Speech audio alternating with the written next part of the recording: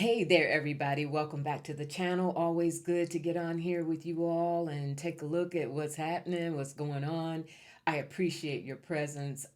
More than I can tell you, I appreciate your comments. I appreciate your energy, the way you interact with one another respectfully. It's just really in this time, especially, I feel like this community is vital. All of our voices need to be heard, and our energy, our collective energy, needs to continue to stay solid and grow.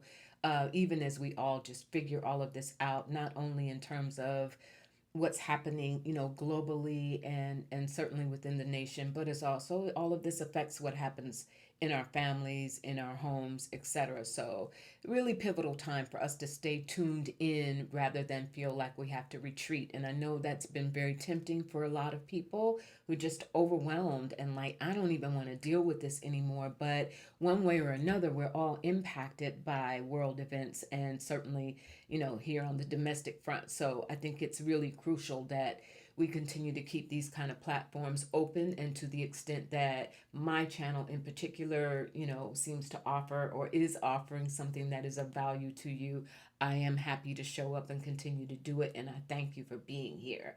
All right. Megabill, right? I'm taping this really early Sunday morning. Yeah, it's gonna pass. I mean, we know, Senate's doing what the Senate's gonna do, and send it back to the House. Interestingly, we know that Mike Johnson is definitely like the glare of the headlights are on him triple time right now, because he has been put on notice by the people of his state of Louisiana, in particular the healthcare industry, who I understand has written letters to him, calls to him, because they stand with these Medicaid cuts on the table. They stand to lose upwards of $4 billion, is the figure that I saw in a couple of different sources. And makes me remember to introduce myself to you all. For those of you who may be landing on the channel and not familiar with me, I am Afefe with Touch by Tarot and Beyond. Clearly, I'm a tarot reader and oracle reader, but I am also a former newspaper journalist. So a lot of my readings, I try to approach them factually, do my research, and then, we do the woo woo and go to spirit. I am an initiated priestess in both Wiccan and African traditions as well. So got sort of a mixed bag, and I try to use all of that to offer you good content. So that said, he's been put on notice. $4 billion in his state alone that they stand to lose, meaning hospitals may have to close, or certainly their services will be diminished. We know by now. We've been looking at the potential impact and devastation from this mega bill for some months now. So, but Speaker of the House told by his constituents, plain and clear language, this is going to be harmful to us. That said, we know what we're dealing with now with Mike Moses Johnson, who feels that he's answering some sort of higher calling by carrying out FDTs. I almost said 47. What the heck? Agenda. All right. Here's what's interesting, what I want to read on. You all probably also heard that, lo and behold, after some of this back and forth between FDT, I'll stick with that, FDT and Elon Musk, they had the great big falling out, and then they seemed to be trying to halfway kind of sort of mend some fences, because Elon was buying time. He has a lot to lose based on the passage of this mega bill.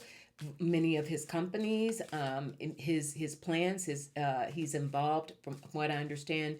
Well, we know SpaceX, Tesla, whatever, but he's not giving up on that. And so far, Tesla board seems to be hanging in there with him, trying to see what kind of miracles he can pull off. But he has come out forcefully again and just, rat tat tat tat.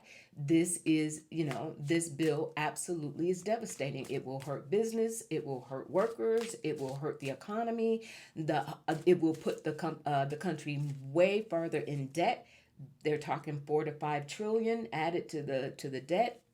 So I want to see, Many people have looked at, what role, in addition to the money that Elon Musk gave FDT to help get him in office, what was going on with those voting machines, right?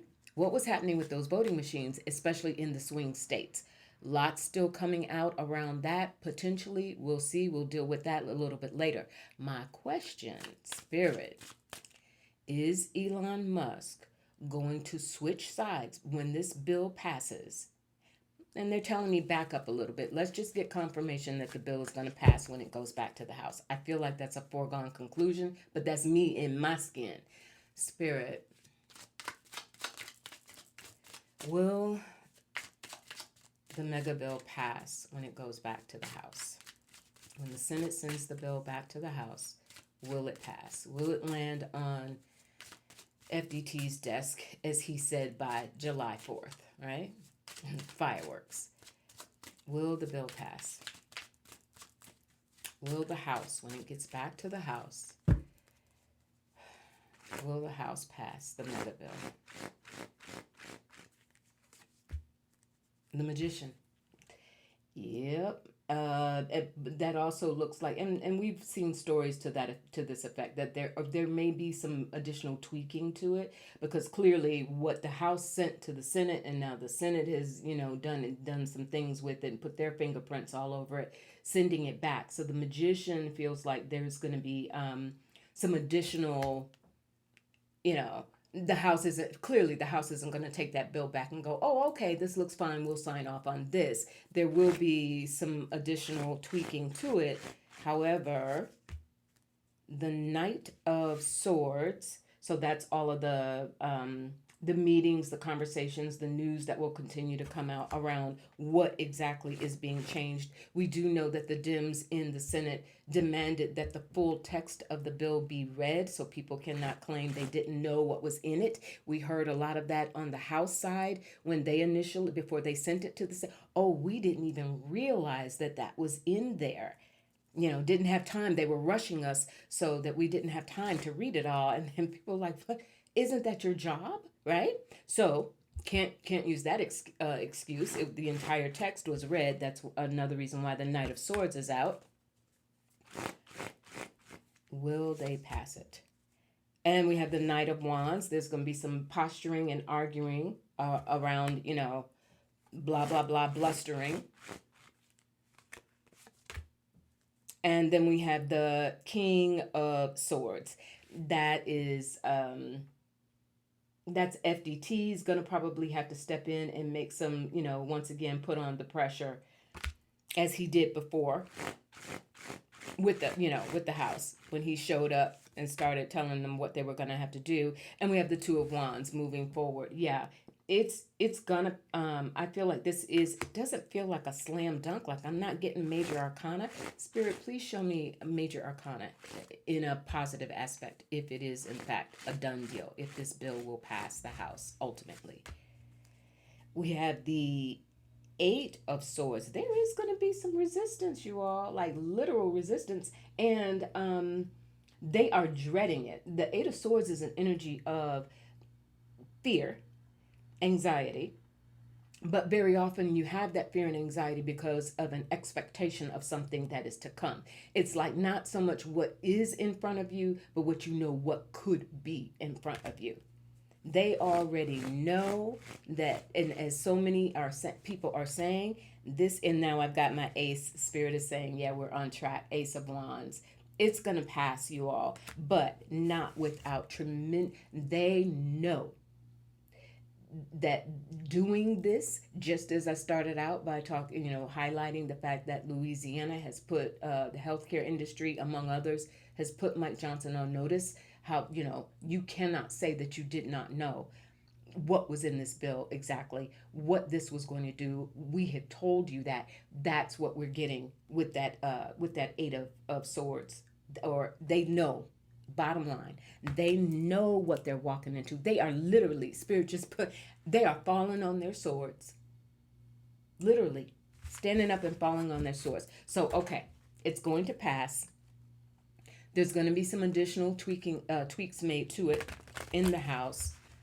They know that this is creating, talk about fireworks. This is yeah, this people are going all with all of this anticipation of losing benefits, but then when the benefits actually they cannot get services, when the MAGA faithful in the red states who clearly are some of the highest numbers of Medicaid recipients are no longer able to get the care that they need, right? Mm, Fireworks, long lasting, like way past July 4th, right? All right, so now I want to get into Elon Musk because that's what I am wondering, if he is going to, just as he did what he did with supposedly, allegedly, for entertainment purposes only, right? Just as he did, did whatever he did to help with those voting machines and what happened in the 2024 presidential election. You do it once, you can do it twice in a different direction. That's what I'm wondering, Spirit. Will Elon Musk be angry enough? Is he going to actually put something in motion? Begin to put his money behind independent? I'm hearing independent more so than Democratic candidates. But will he help try to primary at-risk Republicans out? Ooh, things are just popping.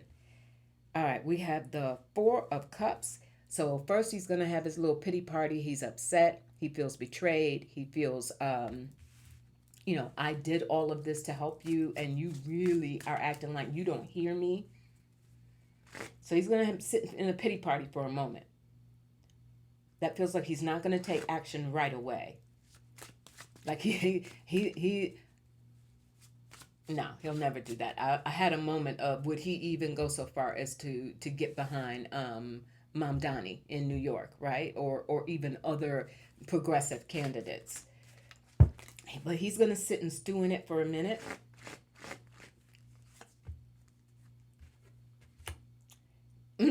But we have the Nine of Pentacles. So stew in what he can do with his money.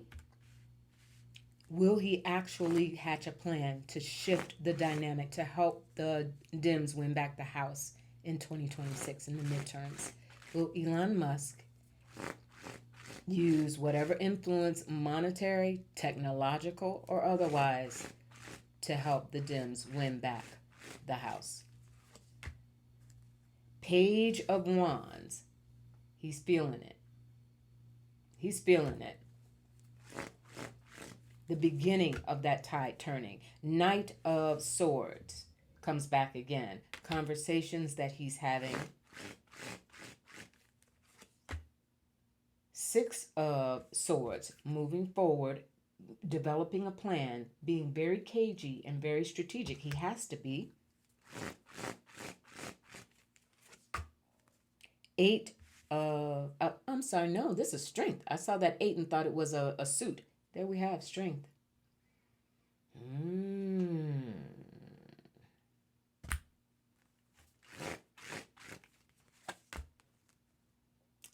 Five of Wands.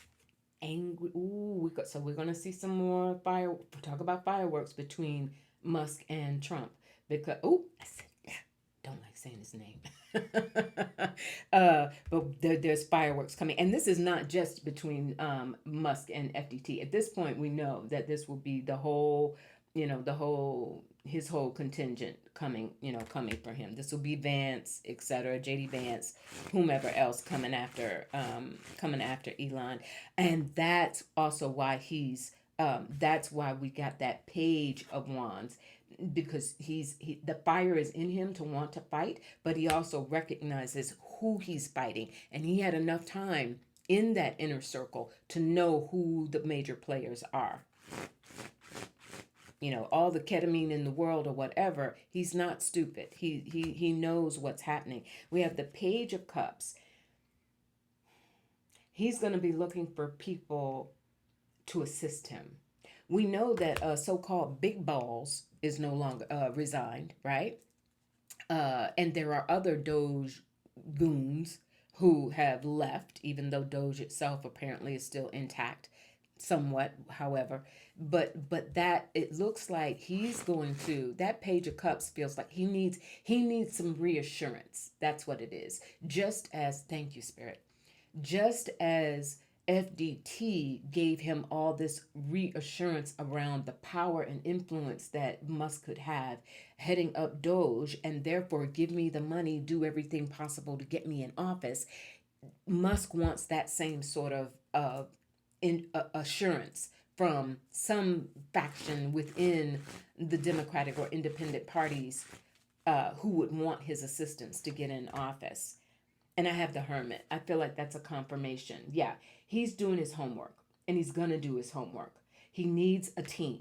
He needs to know, if I do this, I'm not going to put my money, time, effort, technology behind you just because of the get back at FDT and turn the house. But at the end of the day, it's self interest. I need to also know, are you willing to deal with me? Because in doing this, if I do this for you, what are you going to do for me? It's all transactional, right? Am I right about that, Spirit? Page of Swords. Yep.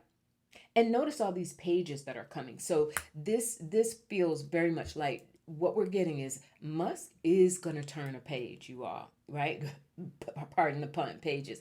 He's gonna do a little switcheroo, but he also is gonna be very very strategic about it. He needs to know what's in it for him because he knows what he brings, the money and the influence and the technology, etc. He knows what he can bring, and he has the bona fides. Some people say the bona fides to show, hey, I did it once. I could do it for you.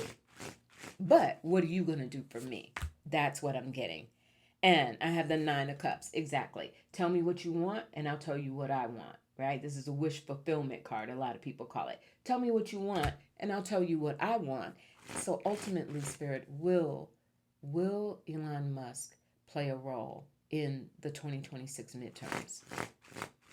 Bottom line, will Elon Musk play a pivotal role in the 2026 midterms?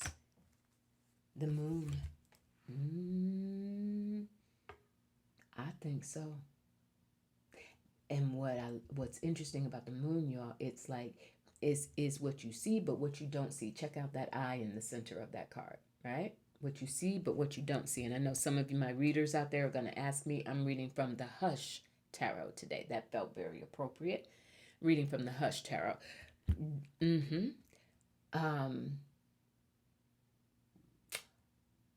But what Spirit is also giving me is he won't do it the same way that he did.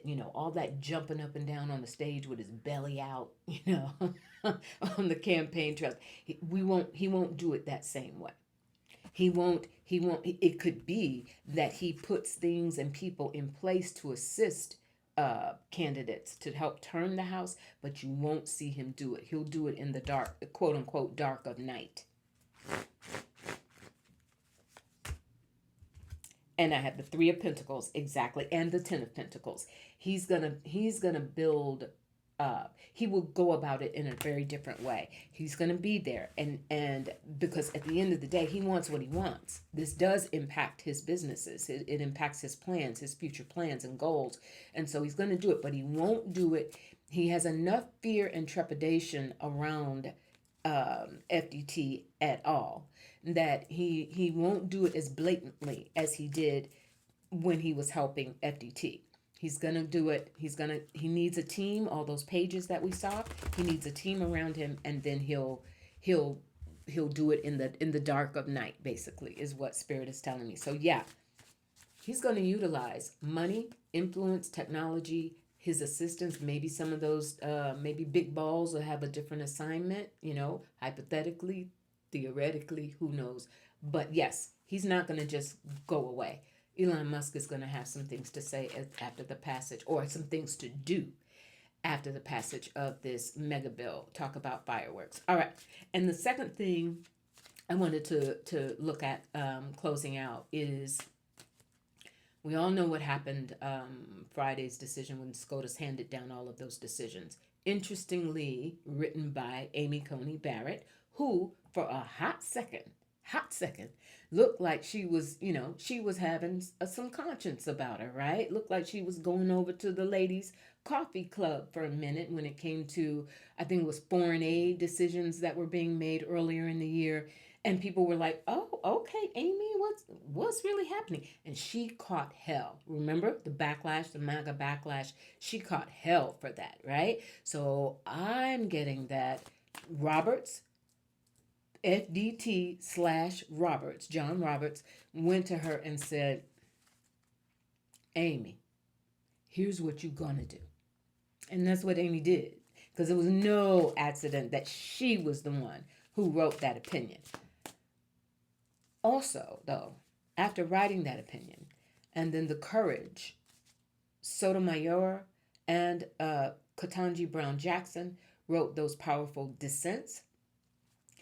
Amy Coney Barrett came out, had the nerve to come out afterwards and went on the attack against Jackson, Ketanji Brown Jackson. Not Sotomayor, interestingly, right? Who also wrote a blistering dissent. But she went after Jackson. I don't know if that was a color thing, maybe a little bit of a color thing, and or what I'm going to look at, was she under a directive to do that? Because Jackson is Jackson, right?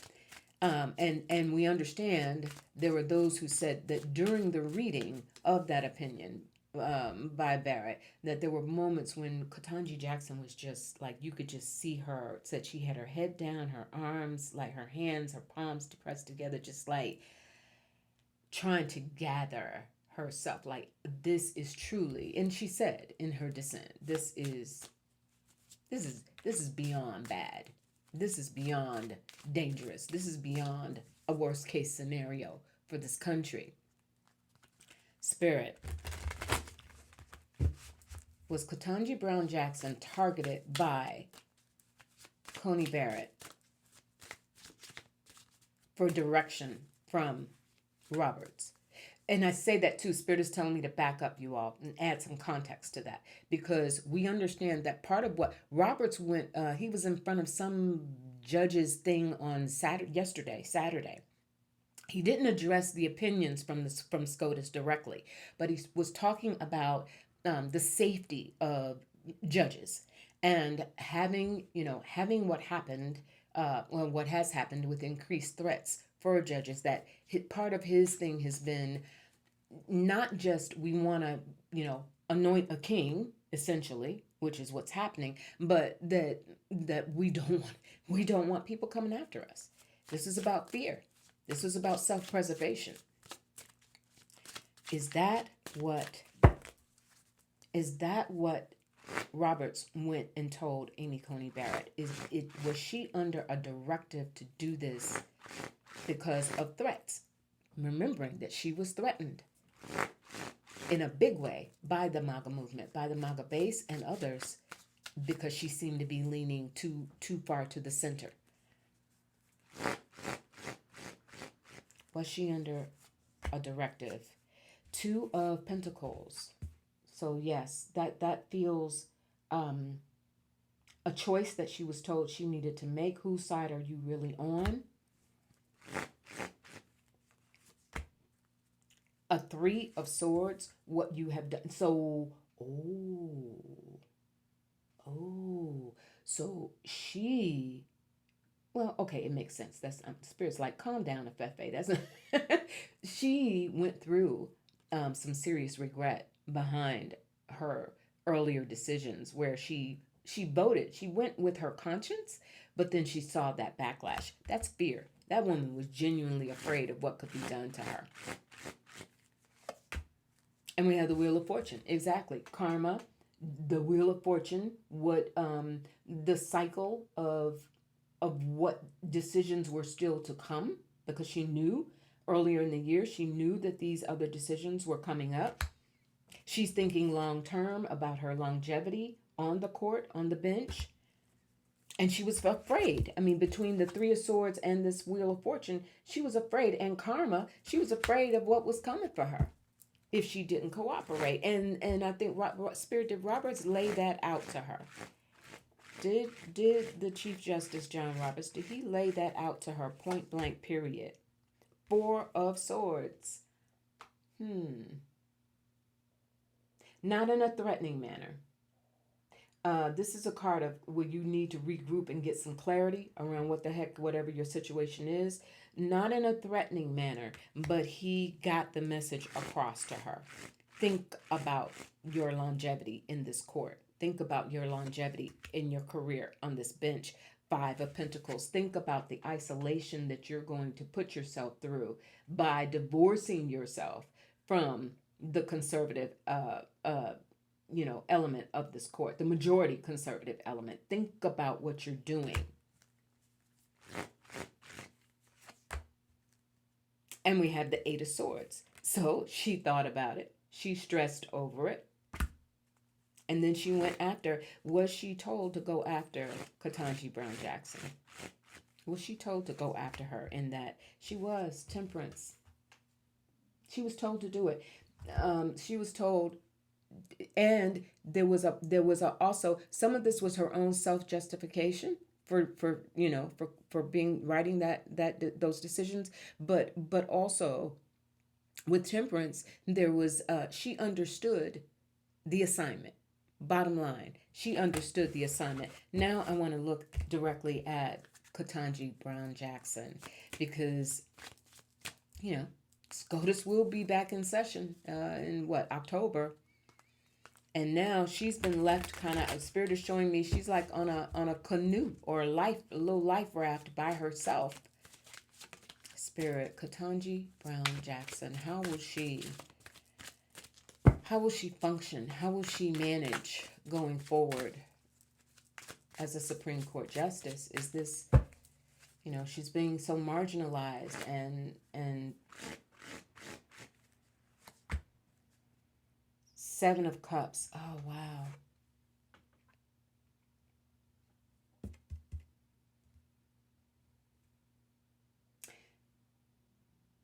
She realizes that she's got to pick and choose the choices that she's going to make around not just her work within Scotus, but her larger body of work as well. We know that she's got a book. There was a lot of brouhaha. She made, she got a $3 million deal from a book. Uh, so there's some decisions that she's making. It also feels like she's making those decisions around her larger life, her larger legacy. That if she can't leave, thank you, Spirit. If she can't leave the mark that she wants to leave in total, I mean, she's got plenty of time left on the bench, right? She's still young. But if she can't at this time leave the mark or really get through and sway in some decisive way what happens within the court, she will do so what happens within her purview and influence as a Supreme Court Justice. I hope that makes sense. We have the Ten of Swords. She meant every word she said in that dissent. She is genuinely worried and disappointed and disillusioned. That's the word, disillusioned at what's happening in the country. And the idea that she's someone, one of nine people who's supposed to really, and there's the Chariot. Ooh, she is, I don't see her leaving the bench. I don't think. That's, but gathering her courage and her resources and relying on some other mechanisms to create and carry out her legacy as a Supreme Court Justice. She is determined to be Page of Swords. Thank you so much, Spirit. New way of approaching it. She is determined. Ketanji's looking at all of this happening and she's processing all of this that's happening around her. But she is also that she will be the absolute antithesis of a Clarence Thomas. She will be the absolute antithesis of this six, the gang of six on the conservative side of the court. She absolutely is thinking about how do I, if I can't do it just in writing dissents, just in never being able to have my viewpoint respected in this court, how do I continue to get my message out there? That's going to be a big part of her going forward. And thank you. I can close it out now because we got the full. Exactly. Going at it a new way, taking a different turn, figuring out what is even bigger and larger than Scotus, because within Scotus she's being put on this little, again, they showed me like a little life raft. She's being out there floating essentially on her own, even though of course Sotomayor and Kagan got her back, and they will come together as the three liberal justices on the court. But she also understands that there was a reason that she was singled out by Coney Barrett, i.e., and Roberts and et al. There's a reason that she is being singled out. And yes, it is the color of her skin. It is because she is a black woman, but it is also because she has not cowered, and she has to figure out then how to continue to utilize her voice and create what for her she feels very strongly about as a legacy. So we will see how she continues to do that. All right, you all, I want to just close out real quickly also with a nod of gratitude. It was very, ended on a high note. It was very heartwarming to see at the funeral yesterday for Melissa Hortman and her husband, what's his name, Mark, I think, that we had Governor Tim Walz deliver a powerful eulogy, very, very emotional for him. And who showed up but none other than Joe Biden and Kamala Harris, right? Comrades in arms, showing humanity, showing care, showing all whatever drama and differences aside, that in this moment there was a need to express humanity. There was a need to express and show solidarity and show support, and at the highest levels of political our political ranks in this country. That was absolutely stunning to see. It was heartwarming to see. I would I hope many of you felt the same way. And yeah, I think that's going to go a long way to helping all three of them, and the larger, by virtue of that, the larger views of those who are in the Democratic Party, and in positions of leadership in these incredibly tough times, to continue to coalesce and say we will be there for one another no matter what. All right, you all, that's it. Chin up, shoulders back, right?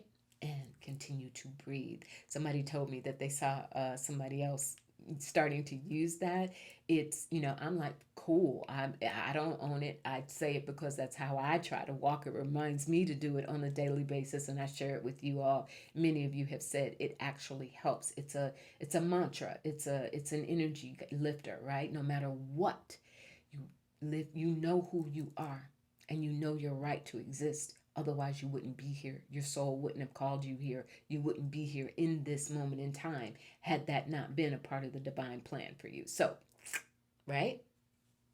Get it back, relax, walk tall, know who you are, and by all means, stay in touch with that heart, right? I'll talk to you real soon. Bye.